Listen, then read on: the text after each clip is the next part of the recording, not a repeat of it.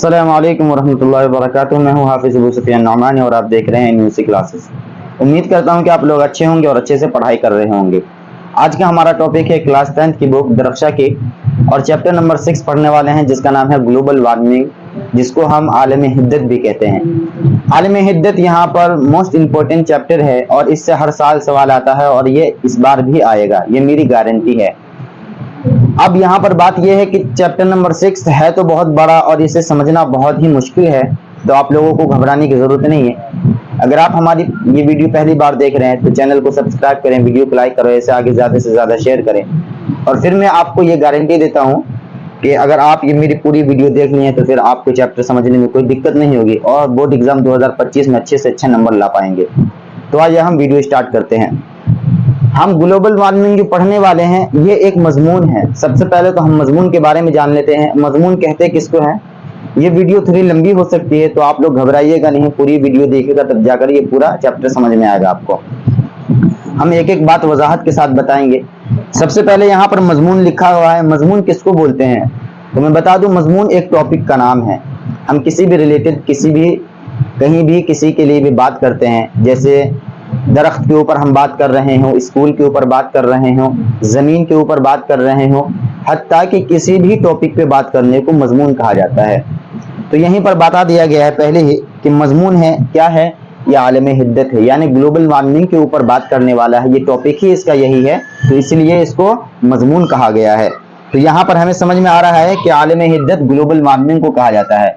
Global warming मैंने English में भी लिखा है, जिसको उर्दू में आलमी हिद्दत और साइंसदान ने इसका नाम तमाज़त अर्जी दिया है।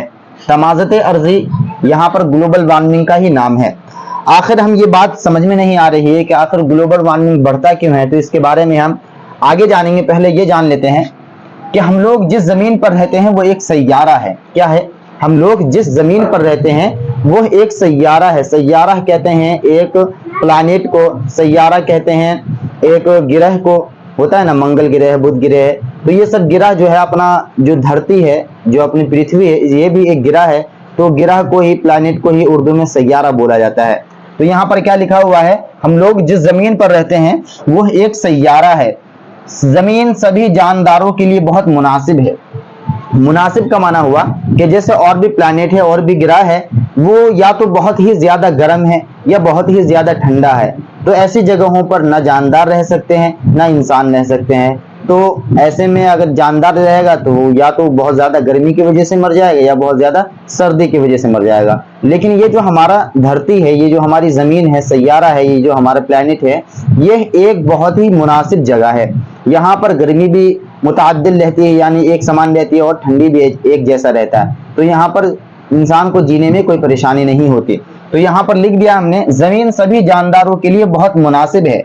यहाँ पर लिखा हुआ, लेकिन पिछले 30-40 वर्षों से हमारी जमीन का दर्जाए हरारत रफ्ता रफ्ता बढ़ रहा है। तो यहाँ पर हमें एक बात नहीं समझ में आई, 30-40 वर्ष तो हो गए, लेकिन दर्जाए हरारत किसको कहते हैं? तो दर्जाए हरारत कहते हैं टेम्परेचर को, दर्जा हरारत कहते हैं तापमान को। कि पिछले 30-40 जो बरस है, पिछले 30-40 साल से जो हमारी जमीन का टेम्परेचर है, जो हमारी जमीन का दर्जा हरारत है, वो धीरे धीरे क्या हो रहा है, बढ़ता जा रहा है। कम नहीं हो रहा बल्कि बढ़ता जा रहा है। इसी को लेकर पूरी दुनिया परेशान है कि अगर ऐसा ही चलता रहा, अगर ऐसा ही जमीन गर्म होती रही तो हमारे मुल्क क्या हो जाएंगे, खत्म होने का अंदेशा है। क्योंकि जब जमीन गर्म होगा तो जो बर्फ के बड़े बड़े पहाड़ हैं, तोदे हैं, वो क्या होगा, पिघलना स्टार्ट हो जाएगा। और जैसे ही वो पिघलेंगे तो समंदर में तूफान आ जाएगा। वो क्यों आएगा? क्योंकि समंदर का पानी हद से तजावुज कर जाएगा, यानी बहुत ज्यादा बह जाएगा। इसी तरीके से तो हमारे जो देश के अगल बगल के जो लोग हैं, जैसे मालदीव हो गया, जैसे ये क्या बोलते हैं, भूटान वगैरह, जो भी हो अगल बगल के देश जो समंदरी इलाके में मौजूद हैं, वो सब गर्क हो जाएंगे हमेशा के लिए। तो यहाँ पर लिखा हुआ क्या, पिछले 30-40 वर्षों से हमारी जमीन का दर्जा हरारत क्या हो रहा है, रफ्ता रफ्ता बढ़ रहा है।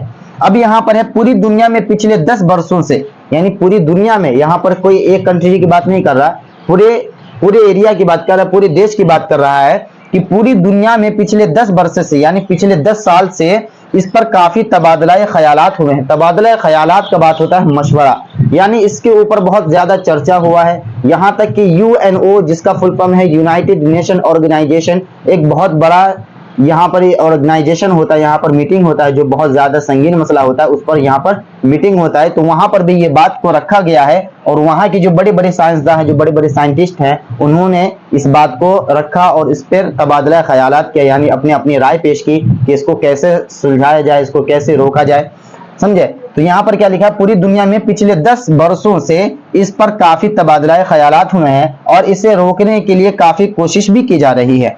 अब यहाँ पर बात नहीं समझ में आई कि अगर ग्लोबल वार्मिंग बढ़ता रहा तो सिर्फ एक देश को नुकसान तो नहीं होगा। मान लेते हैं कि अमेरिका है, अपना इंडिया है, पाकिस्तान है, इंग्लिस्तान है, जो भी कंट्री है, किसी एक को परेशानी का सामना नहीं करना पड़ेगा, बल्कि पूरी दुनिया को इसका परेशानी का सामना करना पड़ेगा। तो यहाँ पर हक क्या बनता है कि पूरी दुनिया के लोगों का यह हक बनता है कि इसको रोकने के लिए जो सरकार काम करे उसमें हम उनकी हेल्प करें। ऐसा नहीं कि अगर वो बोल रहे हैं कुछ करने के लिए, दरख्त लगाने के लिए बोला जा रहा है, तो ये नहीं समझे कि उनका फायदा हो रहा है, हमारा नुकसान हो रहा है, ऐसा नहीं है। बल्कि जो वो आपको हुक्म दे उन पर क्या करें, उनके हुक्मों को माने और उस पर अमल करें, ताकि उनके साथ साथ क्या हो जाए कि पूरी दुनिया का भला हो सके। तो यहाँ पर तो हमने समझा कि ये दर्जा हरारत बढ़ रहा है क्यों। अब इसकी वजह क्या है, अगर कुछ होता है तो वजह तो होती है ना। जैसे अगर हम पढ़ा रहे हैं तो इसकी भी वजह है कि हम लोगों को शिक्षा दे रहे हैं, लोगों को इल्म सिखा रहे हैं, तो इसका भी मकसद है। तो यहाँ पर जो ये हो रहा है, ये आखिर क्यों हो रहा है, इसकी वजह क्या है, इसका रीजन क्या है, तो हमने वजह यहाँ पर लिख दिया है और ये भी लिखा है इसकी वजह हम खुद इंसान हैं। इसकी वजह क्या है, ग्लोबल वार्मिंग जो बढ़ रहा है इसकी वजह क्या है, हम इंसान ही हैं, ये हमारी वजह से ही बढ़ रहा है। अगर हम खुद बाज आ जाएंगे तो ये ग्लोबल वार्मिंग क्या हो जाएगा, कम हो सकता है। देखिए अब वजह कैसे है, तो और हमारी ही कमी है, यानी वजह भी हम है और हमारी कमी की वजह से ग्लोबल वार्मिंग में क्या हो रहा है, इजाफा हो रहा है, यानी तब्दीली हो रही है, बढ़ रही है। और फिर क्या है, green house gas, methane gas, motor गाड़ियां, कारखाना और जंगलों का कटना।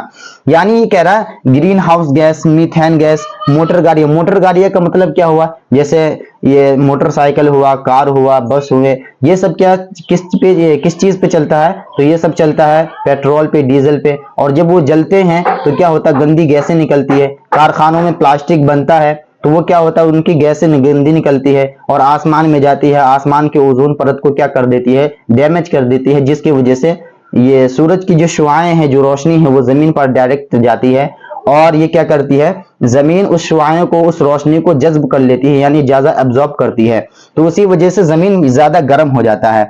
अब यहाँ पर और लिखा हुआ मीथेन गैस गाय के गोबर से ज्यादा निकलती है। गाय भैंस का जो गोबर होता है उससे मीथेन गैस बहुत ज्यादा निकलता है। और यहाँ पर यह भी लिखा हुआ है कि ग्रीन हाउस गैस के असरात, यानी effect of green house gas, ये इसकी वजह से ज्यादा आता है। Green house gas, methane gas, motor गाड़ियां, इन सबको effect of green house gas कहा गया है। अब यहाँ पर कह रहा है इन कार्बन डाइऑक्साइड, यानी कार्बन डाइऑक्साइड जो गैस होता है, जो गंदी गैस है, जो हम सांस लेके बाहर फेंकते हैं गंदी गैस, वो पिछले क्या हुआ है, कार्बन डाइऑक्साइड में पहले के मुकाबला, यानी पहले से ज्यादा 31% निकलने लगा, यानी पहले कम था और 31% क्या हो गया, बढ़ गया इजाफा। और मीथेन गैस 149% बढ़ गया है। कार्बन डाइऑक्साइड 31% और मीथेन गैस 149% पहले से ज्यादा निकलने लगी है। तो अब जब गैस ही ज्यादा गंदी निकलने लगी तो हमारा नुकसान तो होगा ही होगा। और इसकी वजह से क्या हो रहा है कि बैक्टीरिया, जिसको हम उर्दू में क्या बोलते हैं, जरासीम वगैरह बोलते हैं, ये सब ज्यादा पनपने लगा है। और ये सब बैक्टीरिया ज्यादा होंगे तो हमारी तब्दीली, हमारी जो तबीयत खराब होती है, ये इन्हीं की वजह से होती है। और यहाँ पर लिखा हुआ है कि जमीन का दर्जा हरारत बढ़ने की वजह से समंदरी बर्फ के बड़े बड़े तोजे क्या हो रहा है, तेजी से पिघल रहा है और इसी वजह से समंदर का पानी क्या हो रहा है, धीरे धीरे बढ़ रहा है और एक टाइम ऐसा आएगा कि यह हद से तजावुज कर जाएगा। अब यहाँ पर दूसरी बात यहाँ पर लिखा गया है, तमाज़त अर्ज़ी में तदरीजी इजाफा, यानी ग्लोबल वार्मिंग की वजह से आबो हवा में तब्दीली आ रही है। आबो हवा का माना होता है, हमारे वर्तमान में देख रहे हैं कि क्या हो रहा है कि जहां जहां ठंडी जगह थी, जो ठंडी देश था, वहां पर भी अब गर्मी पड़ने लगा है। और आजकल देख रहे हैं कि बारिश नहीं होती है, हवा बहुत गर्म गर्म चलती है। तो ये ग्लोबल वार्मिंग का ही असरात है, ये इसकी वजह से ही हो रहा है। अब क्या रहा, इन हालात में हम लोग क्या करें, अगर ऐसा हो रहा है हमारे साथ तो अब हम क्या करें कि सुधर जाए, क्या करें कि ग्लोबल वार्मिंग क्या हो जाए, कम हो जाए। तो यहाँ पर बताया गया है हम सभी लोगों को अपनी जमीन को ज्यादा गर्म होने से बचाने की लगातार कोशिश करनी चाहिए। मिसाल के तौर पर अगर हमारे घर में कोई ऐसी परेशानी आ रही है जिससे हमें नुकसान हो रहा है, तो हमें क्या करना चाहिए, उस परेशानी को और लाना चाहिए या उसे रोकने की कोशिश करनी चाहिए। तो यही बात पे यही समझना है कि जब ये सब हो रहा है हमारे साथ, हमारी जमीन के साथ ये सब हो रहा है, तो हमें एक ही चीज की जरूरत है कि इसको रोका कैसे जाए, इसके लिए क्या करना होगा। तो यहां पर कह रहा है कि इसको लगातार करने की कोशिश करनी होगी। दुनिया के बड़े और तरक्की याफ्ता ममालिक, जो बड़े बड़े देश हैं, जो बड़े बड़े अमीर देश हैं, ये यहाँ पर लिखा गया, अमेरिका, फ्रांस, जर्मनी, चीन, जापान, इंग्लैंड, कोरिया और रूस को ग्रीन हाउस गैसों की मिकदार कम करनी होगी। एक बात याद रखें, जो ज्यादा अमीर देश होता है वहां पर ज्यादा गैस निकलती है, वो इसलिए क्योंकि वहां कारखाने ज्यादा होंगे, वहां गंदी गैस ज्यादा होगी, समझ रहे हैं। इसलिए इन ममालिक को क्या करना चाहिए, ग्रीन हाउस गैस को कम करना चाहिए और फैक्ट्री को एक ऐसे रवैये पर, एक ऐसे तौर तरीके पर लाना चाहिए जहां से उनका काम भी हो जाए और ग्रीन हाउस गैस बाहर ना निकले। अब इसी तरीके से जंगलों को कटने से रोकना होगा। आज हम देख सकते हैं जो भी फर्नीचर हम यूज करते हैं, जो भी हम काम करते हैं लकड़ी के, वो सब पेड़ को काट कर ही किया जाता है।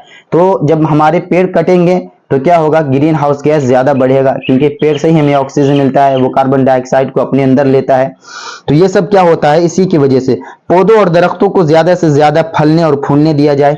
आज हम देखते हैं कि थोड़ा सा खराब हुआ पेड़ को काट दिया जाता है, तो इसी वजह से ग्रीन हाउस गैस ज्यादा निकलती है। आज हमें शजरकारी की एक तहरीक चलानी चाहिए, तहरीक बोलते हैं एक मिशन को, कि यानी शजरकारी की एक तहरीक चलानी चाहिए, यानी हर इंसान को, हर व्यक्ति को ये चाहिए कि ज्यादा से ज्यादा पेड़ लगाए। इसकी वजह से क्या होगा, ऑक्सीजन में बढ़ोतरी होगा, कार्बन डाइऑक्साइड वो अपने अंदर एब्जॉर्ब करेगा, जिसकी वजह से ग्रीन हाउस गैस को क्या होगा, कम हो जाएगा। ग्रीन हाउस गैसों में बहुत सारी गैसें मिली हुई है, जैसे कि हमने बताया यहाँ पर ग्रीन हाउस गैसों में कौन सा, आंजरा, आंजरा कहते हैं भाप को, याद रखिए आंजरा किसके कहते हैं, भाप को, गर्म हवा को आंजरा कहा जाता है। Carbon dioxide CO2, methane gas CH4 और नाइट्रस ऑक्साइड NO2, ओजोन वगैरह, ये सब ग्रीन हाउस गैसों में शामिल है। अब यहाँ पर कह रहा है कि ज्यादा से ज्यादा पेड़ पौधों को लगाने की तहरीक चलाई जाए, तहरीक कहते हैं मिशन को, अभी बताया था। अब कह रहा है गैस फेंकने वाली गाड़ियों को सड़कों पर चलाने पर पाबंदी लगाई जाए। अब यहाँ पर CNG का जमाना आ गया है, तो CNG को क्या करना चाहिए, ज्यादा से ज्यादा यूज करना चाहिए और पेट्रोल डीजल को क्या करना चाहिए, कम खर्च करना चाहिए, जिसकी वजह से पेट्रोल डीजल जो जलता है उससे जो गंदी हवाएं निकलती है वो फिजा में जाती है और फिजा को गंदा कर देती है। आगे देखिए, लकड़ी और कोयलों को कम से कम जलाया जाए। लकड़ी और कोयला, कोयला का भी अलग अलग प्रजाति आती है। जो अच्छे खानदान का कोयला होता है उसको अगर हम जलाते हैं तो क्या होगा कि उससे हमें फायदा होगा, उससे गैस नहीं निकलता है, उससे गंदी हवा नहीं निकलती, उससे धुआं नहीं निकलता है। लकड़ी को हम जलाते हैं तो भी धुआं निकलता है, वो आसमान में फिजा में जाता है और फिजा को गंदा कर देता है। आगे कह रहा है कि हम लोगों को फितरत यानी नेचर के साथ जिंदगी गुजारने की कोशिश करनी चाहिए। अब यहाँ पर एक बात और बताया गया कि 2007 में क्योटो एक जगह का नाम है, क्योटो में उसके लिए एक अहम कॉन्फ्रेंस भी रखी गई थी। कॉन्फ्रेंस कहते हैं एक प्रोग्राम को, उसी में क्योटो में रखा गया था। उसमें क्या हुआ था कि ग्लोबल वार्मिंग को रोकने के लिए कैसे रोका जाए, क्या करना चाहिए, उनके बारे में कॉन्फ्रेंस हुआ था, यानी एक प्रोग्राम हुआ था, एक प्रोग्राम रखा गया था। और उसी में क्या हुआ था, उस कॉन्फ्रेंस में एक मुश्तरका दस्तावेज तैयार किए गए थे। दस्तावेज किसको बोलते हैं, सर्टिफिकेट वगैरह होता है, समझे। दस्तावेज तैयार किया गया था जिस पर मुख्तलिफ मुल्कों के नुमाइंदगों ने दस्तखत किए थे। मुख्तलिफ का माना होता है अलग अलग देश के जो बड़े बड़े नेता थे, जो बड़े बड़े साइंटिस्ट थे, वो आए थे और क्या किए थे, उस पर मोहर लगाए थे और ये अहद किए थे कि हम लोग, हल्फ का माना होता है ये अहद करना, हल्फ लिया गया था कि हर मुल्क इस दस्तावेज की हिदायत के मुताबिक ग्लोबल वार्मिंग से बचने के लिए अपने मुल्क में अमल करेगा। यानी जो दस्तावेज तैयार किया गया था, जो बात वहां पर हुई थी, वो अपने अपने देश में जाएगा और लोगों को बताएगा और उसके मुताबिक क्या होगा कि वो अगर जिंदगी गुजारेगा तो ग्लोबल वार्मिंग क्या हो जाएगा, कम हो जाएगा। आगे यहाँ पर लिखा हुआ है कि इस तमाज़त को कम करने के लिए बहुत सारे मुल्कों में कोशिश की जा रही है। तमाज़त हमने बताया था, यहाँ पर तमाज़त अर्ज़ी ग्लोबल वार्मिंग को ही कहा गया है कि ग्लोबल वार्मिंग को कम करने के लिए अलग अलग मुल्कों में काम जारी है, लोग काम कर रहे हैं इसके ऊपर, समझे। और लिखा हुआ अमेरिका के साबिक नायब सदर एल गोरे ने पूरे मुल्क में घूम घूम कर ग्लोबल वार्मिंग से बचने के लिए तकरीरें की। तकरीर का माना होता है लोगों को बताना, अपनी तरफ मुतवज्जे करना, लोगों को यह बताना कि हमारा ग्लोबल वार्मिंग है वो क्या है, बढ़ रहा है, तो इसको रोकने के लिए हम हमारा साथ दे। इश्तिहारात तकसीम कराए और एक किताब भी तसनीफ की, यानी एक किताब भी लिखी जिसमें लोगों को इसके खतरात, असरात और दिफा के तराकीब से रोशनास किया। दिफा कहते हैं बचाव को, कि यानी इससे बचने का तरीका बताया गया, इसे रोकने का तरीका बताया गया। एक किताब छापे और एल गोरे जो थे वो ये अमेरिका के नायब सदर है, तो उन्होंने क्या किया था, घूम घूम कर लोगों को प्रोग्राम कर बताया था इसके बारे में। आगे कह रहा 27 दिसंबर से 31 दिसंबर 2008 तक 5 दिनों का बाल विज्ञान कांग्रेस नागालैंड के शहर दीमापुर में मुनक्किद किया गया था। मुनक्किद का माना होता है कि स्थापित करना, रखा गया था, यानी 5 दिन का एक प्रोग्राम रखा गया था। कहां रखा गया था? तो नागालैंड के शहर दीमापुर में रखा गया था। यह मुनक्किद किया गया जिसमें मेहमान खुसूसी के तौर पर साबिक नायब सदर और हिंद और आलम गैर शोहरत याफ्ता साइंसदान जनाब एपीजे अब्दुल कलाम थे। यानी इनके जो सबसे ऊंचे और ओहदे के इंसान जो थे उस वक्त के डॉक्टर एपीजे अब्दुल कलाम थे, जो मेहमान खुसूसी के तौर पर आया था। जो बड़े बड़े साइंटिस्टों ने ये खास तौर से उन्हें बुलाया गया था कि लोगों को टिप्स देने के लिए, लोगों को एक मंत्र, जादुई मंत्र देने के लिए कि कुछ ऐसा बता दे जिसकी वजह से ग्लोबल वार्मिंग रुक जाए, क्योंकि वो बहुत बड़े साइंटिस्ट थे। यहां पर उनको बुलाया गया था। इस 5 रोज कांग्रेस के 2 ही मौजूआत थे, यानी 5 रोज का जो प्रोग्राम रखा गया था इसमें 2 ही मौजू था। क्या था? 2 ही मौजू। पहला पोल्यूशन, यानी जो हमारा गंदगी है, पोल्यूशन, उसको कम करना, और दूसरा ग्लोबल वार्मिंग।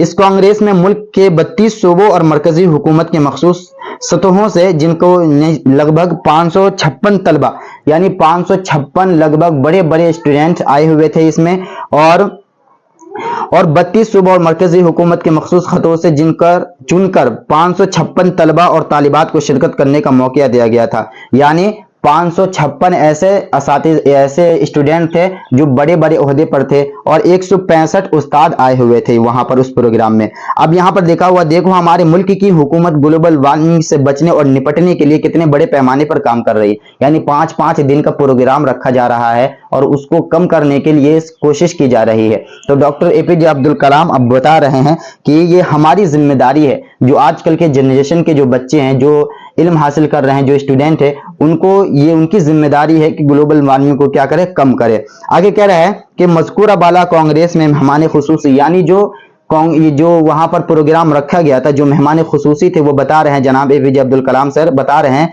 कि इन संगीन मसाइल को दूर करने, हल करने और बचने की जिम्मेदारी मुकम्मल तौर पर आज के तलबा व तालिबात पर दी है। यानी इससे बचने की जिम्मेदारी पूरी तरीके से आज के स्टूडेंट पर है, निर्भर करती है। ग्लोबल वार्मिंग के संगीन मसाइल पर बोलते हुए मेहमान खुसूसी ने कहा कि इससे निपटने का अक्सरिया नुस्खा या जादुई मंत्र यह है कि 10 से 17 साल की उम्र वाले 20 लाख बच्चे 5-5 पेड़ लगा दे तो हमारे ज्यादातर मसाइल हल हो जाएंगे। यानी आजकल के जनरेशन के जो बच्चे हैं उन पर यह सारा चीज निर्भर करता है, उन पर यह सारा चीज मुनहसर करता है कि यह ग्लोबल वार्मिंग को रोके। तो डॉक्टर एपीजे अब्दुल कलाम ने एक मंत्र दिया था, एक जादुई मंत्र दिया था। वो क्या था कि 10 से लेकर 17 साल के बच्चे तक, 10 से लेकर 17 साल के बच्चे तक जितने भी है वो क्या करे, 5-5 पेड़ लगाए। लेकिन कितने बच्चे? 20 लाख बच्चे 5-5 पेड़ लगाए तो हमारे जो ग्लोबल वार्मिंग का ज्यादातर मसला है वो हल हो जाएगा। तो यहाँ पर चैप्टर कंप्लीट हुआ। वीडियो ज्यादा लंबी हो जाएगी, इसलिए इसकी जो क्वेश्चन आंसर है, जो सवाल जवाब है, ये हम दूसरी वीडियो में बता देंगे आपको। तो बस एक बार और दरखास्त करता हूं कि अगर पहली बार वीडियो पे आए तो वीडियो को लाइक करें और इस चैनल को सब्सक्राइब करें और हमारे चैनल से जुड़े, ताकि आपको 2025 में अच्छे से अच्छे नंबर लाने के जरिया बने। अभी तक के लिए बस इतना ही। जय हिंद।